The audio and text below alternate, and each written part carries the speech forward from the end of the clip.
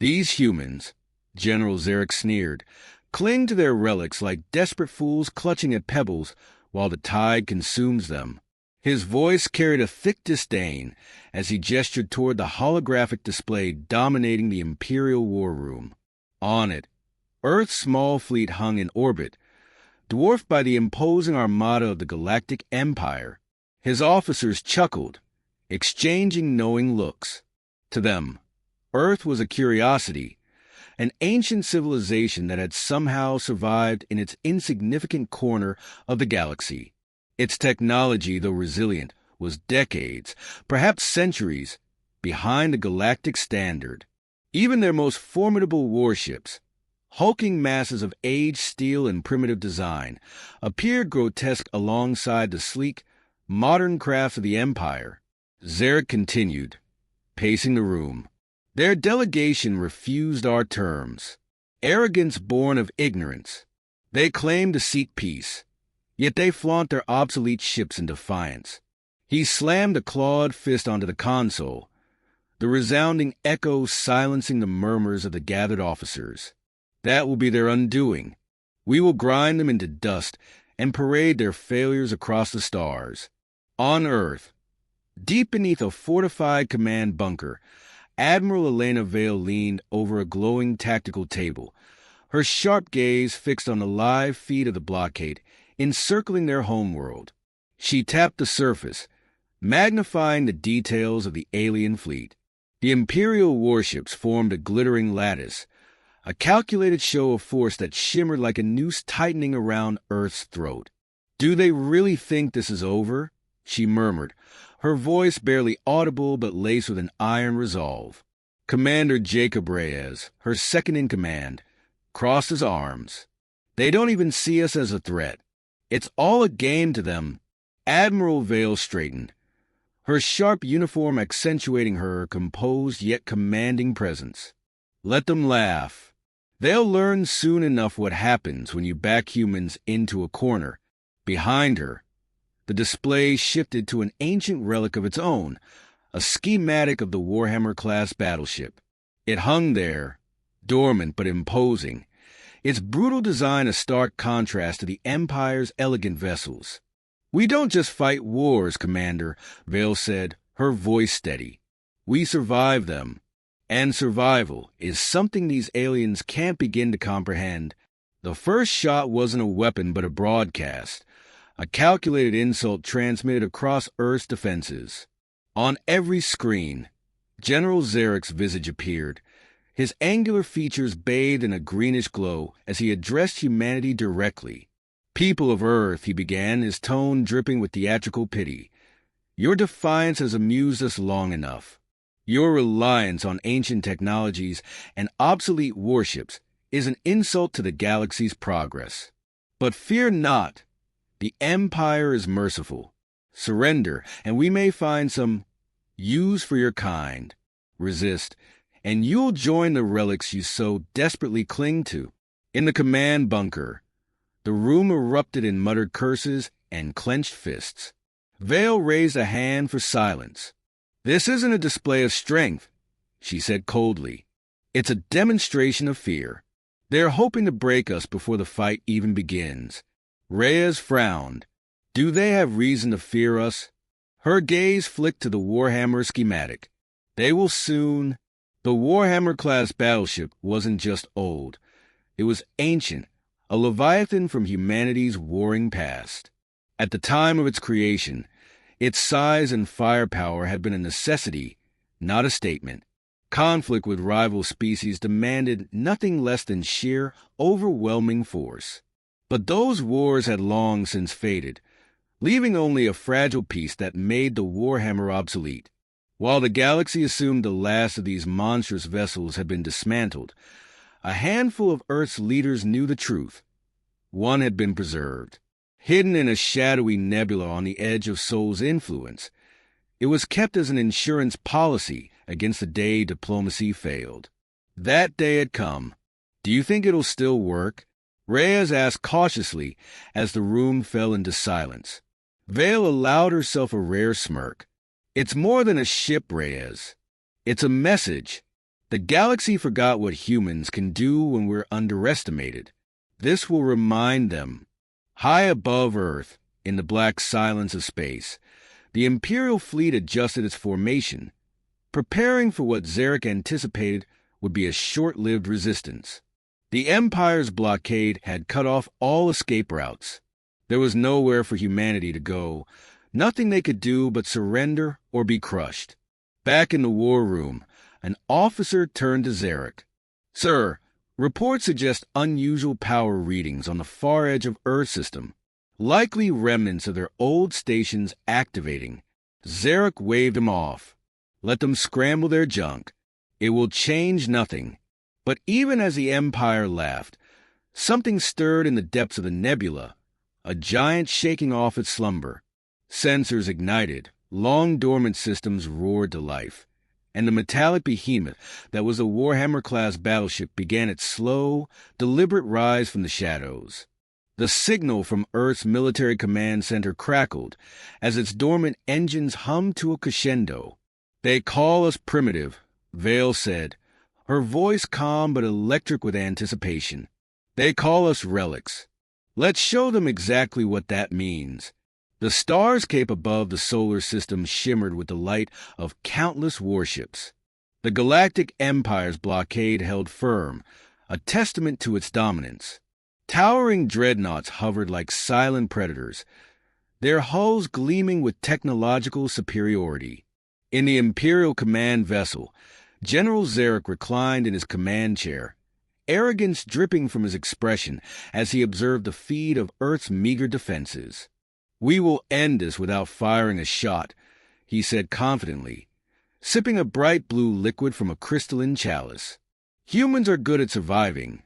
Yes, but survival alone is no match for true power." But as Zarek reveled in his presumed victory, a faint tremor swept across the outermost sensor arrays of the fleet. A new signal, small but growing stronger, registered on the fleet systems. "Sir," one of the sensor officers called out, her voice tinged with uncertainty, "we're detecting a significant energy surge on the edge of the system. Something large is powering up." Zarek waved dismissively. "Let me guess. Another relic? A mining rig they've cobbled together for defense?" "Ignore it, General," the officer insisted, her tone now urgent. "It's moving. At an extraordinary velocity." In the silent void of the nebula, the Warhammer surged forward, its ancient engines vibrating with an almost predatory hum. On the bridge, Admiral Vale and her crew stood resolute. The dim lighting accentuated their features, casting them as soldiers of an era older than the galactic nations, now attempting to erase Earth's existence. "The Empire doesn't know we're coming," Commander Reyes said, his eyes scanning the tactical displays. "They don't," Vale agreed, "but they will." She turned toward the weapons officer. "Status on the primary weapon systems." "All systems operational. Firing matrix calibrated," the officer responded, all slipping into his voice as the scale of the Warhammer's arsenal displayed on the monitor. Vale stepped closer to the main viewport, the faint outline of the Imperial fleet visible even at this distance. Her voice cut through the air like steel. "Activate the Warhammer cannon. Target the largest dreadnought. Let's remind them what it means to underestimate Earth."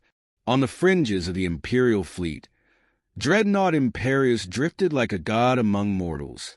Its gravity-warping engines caused the smaller ships around it to wobble slightly, its size enough to crush moons with a slow descent. For years, it had been the symbol of the Empire's unchecked dominance, its mere presence enough to subdue rebellious systems. It also became the Warhammer's first target. A blinding lance of energy erupted from the battleship's main cannon, piercing the darkness of space and illuminating the battlefield with an unholy brightness.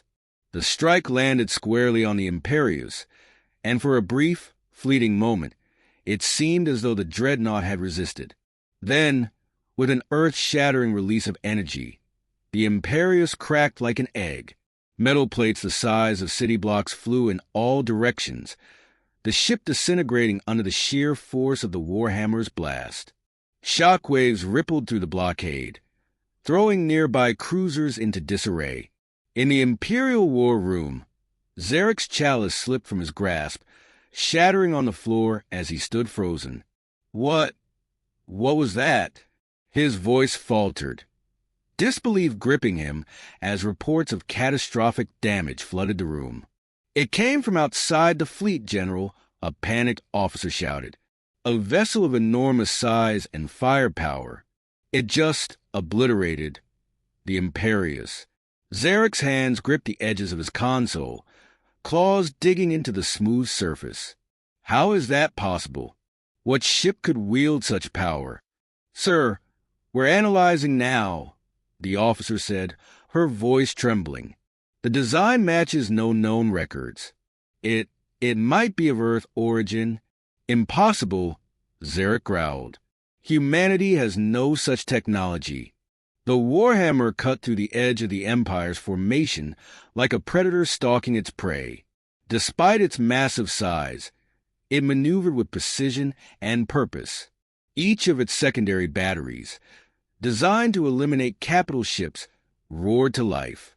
Guided kinetic missiles launched in coordinated waves, obliterating the smaller ships attempting to regroup. Admiral Vale's orders were swift and decisive. Continue firing. Focus on disorienting their command structure. Don't let them recover. Yes, ma'am. On one of the tactical monitors, Commander Reyes noticed a subtle pattern emerging. Admiral, they're falling back. They're not retreating, Vale said grimly. They're regrouping. They didn't bring this many ships to flee at the first sign of resistance. The central console beeped, signaling an incoming transmission. It was heavily encrypted but recognizable. The Imperial Command's frequency. Vale allowed herself a smirk. They finally decided to talk. She accepted the transmission, Zarek's livid face appearing on the screen. What is this trickery? He barked. No human vessel could do this. Vale's expression remained impassive, her voice cool and calculated. You mocked Earth's relics, General. This is what happens when you forget the lessons of the past. Zarek snarled, but his confidence cracked under the weight of uncertainty. Before he could reply, the signal was severed. His anger will make him predictable, Vale said, returning to her crew. Prepare for countermeasures. This isn't over. Even as the Imperial fleet scrambled to recover, its officers realized the sheer magnitude of their error. The Warhammer wasn't a relic to dismiss. It was the ghost of humanity's warlike history, returned to remind the galaxy that Earth did not tolerate insults or subjugation lightly. In the smoldering remains of the Galactic Empire's armada, silence reigned. Once an invincible force that spanned countless light years, their fleet was reduced to twisted hulls and debris, floating aimlessly through the void. The few remaining Imperial ships scrambled to recover their wounded and retreat to safer territories. The survivors bore the scars of the battle, a brutal reminder that underestimating Earth had been a catastrophic error. On the command deck of the Imperial flagship Dominion, General Zarek slumped in his chair, his once imposing figure diminished. His pristine uniform was wrinkled, and his hands trembled as he watched the fragmented reports flood in. The number of destroyed ships was staggering. Of their initial fleet, over 70% lay in ruins. This cannot be, he muttered, staring at the devastation on the tactical display. One ship, just one.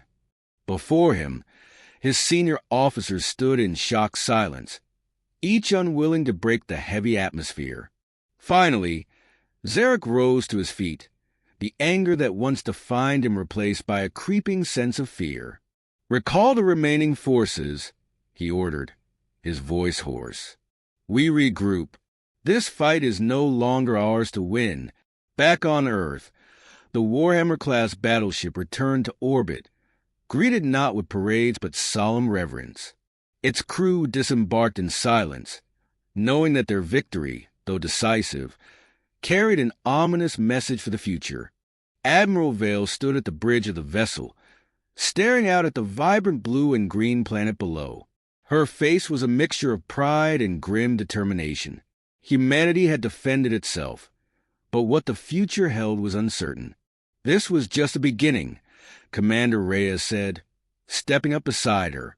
His normally energetic demeanor was subdued. "They'll return. Perhaps not soon, but they'll come back smarter, stronger." Vale nodded. "They always do. But Earth has stood alone before, and it will again if necessary." The Admiral turned to face her crew, now gathering in the observation deck. These were people who had stared down a galactic superpower and triumphed. Despite the fear that came with the unknown, they radiated determination. "We showed the galaxy something today," Vale said, her voice resolute. "Not just that Earth can fight, but that we will never kneel." They underestimated our past. They believed humanity's history was dead, our power lost. The Warhammer proved otherwise. Across the galaxy, news of the battle spread faster than any Imperial attempts to suppress it. Other empires and coalitions, long subservient to the Galactic Empire, watched with growing unease and, in some cases, hope. For centuries, the Empire had used its might to subjugate countless worlds, their leaders fearful of rising up. Now, however, whispers of rebellion stirred in shadowy corners of the galaxy. If Earth could resist, could others follow suit? Could the Empire's hegemony be cracked? On the Empire's central world, a hastily convened emergency council gathered to assess the damage. Once grand and ornate, the council chambers were filled with nervous murmurs. The heads of state looked pale, their confidence eroded. A scientist, her voice calm but urgent, addressed the assembly. "The Warhammer-Class battleship predates all known records of humanity's rise to spacefaring capabilities. Its technology, though ancient, exceeds anything we've encountered. We cannot engage them as we did before." Emperor Threx, seated at the chamber's apex, clenched his jaw. His opulent robe gleamed, yet his visage betrayed his frustration. "Then what do you suggest?" "We retreat forever." The scientist shook her head. "No, but we must approach Earth not as conquerors, but as diplomats. Further conflict risks annihilation." Murmurs spread through the chamber, a rare mix of outrage and agreement. For the first time in millennia, the Empire faced a threat it could not dominate with force alone. Back on Earth, humanity's leaders gathered for their own council, knowing the victory was not just a triumph but a signal to the galaxy. "This changes everything," one diplomat said, his voice grave. "Earth is no longer hidden in the shadows. The galaxy will see us as both a threat and a potential ally. We must tread carefully." Admiral Vale sat silently, her presence dominating the room. Finally, she spoke. "We didn't seek this fight, but we won't shrink from the consequences. Let the galaxy know that we are neither relics to be mocked nor aggressors to be feared without cause.